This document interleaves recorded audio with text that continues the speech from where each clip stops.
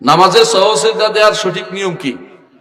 সাহু সেজদা দুইটা আছে, একটা হলো সাহু ভুলের জন্য, আরেকটা হচ্ছে সন্দেহের জন্য। কথা বুঝছেন কিনা? আপনি 2 রাকাত পড়ছেন না 3 রাকাত পড়ছেন, সন্দেহ করছেন, তাই না? আবার আরেকটা হলো আপনি দ্বিতীয় রাকাতে বসেন নাই, দাঁড়াই গেছেন, বুঝল না? আবার হয়তো এমন হতে প্রথম রাকাতেই বসে গেছেন অথবা তৃতীয় রাকাতে বসে গেছেন জোহর নামাজে, বুঝলেন?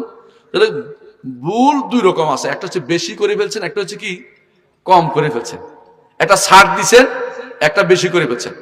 যদি কোথাও ছুটে যায় তাহলে সালামটা দিবেন, সজদা দিয়ে সালাম দিবেন, সজদা দিয়ে সালাম দিবেন, কথা বুঝছেন? আর যদি কোনো বেশি হয়ে যায় তাহলে সালাম দিয়ে 2টা সজদা দিবেন, কথা বুঝছেন? যদি কম হয়ে যায়, যখন দ্বিতীয় রাকাতে বসেন নাই, তাহলে কি করবেন? সালামের আগে সজদা দিবেন।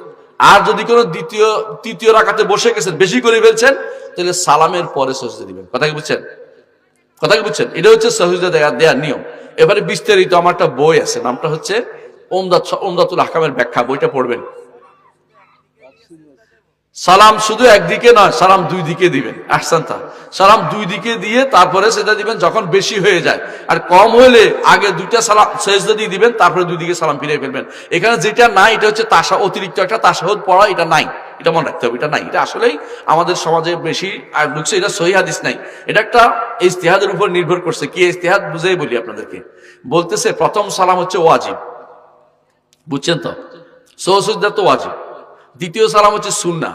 তো বলেন করে যে যেহেতু একদিকে ফিরে এলাম, ওয়াজিব আদায় হয়ে গেল, এখন যদি ওয়াজিব না রাখি সুন্নাহ আগে নিয়ে আসি তো ঠিক হয় না।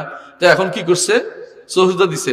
এরপরে তারা কি করে? 2 দিকে আবার সালাম ফিরায়। তো কি জন্য আগে এই পদ্ধতি তো আমার নবীর থেকে সরাসরি সহিহ হাদিসে আসে নাই, আপনি কেন করতেছেন এটা? এটা কার নামাজটা কার পড়তে হবে ভাই? নামাজ আমাদের সালাত আমাদের কে শিখে দিছে? রাসূলের নিয়মের বাইরে কি সালাত হবে নাকি? তাহলে আপনি কেন এটা কষ্ট করতেছেন? আপনি এটা করবেন না, আশা করি।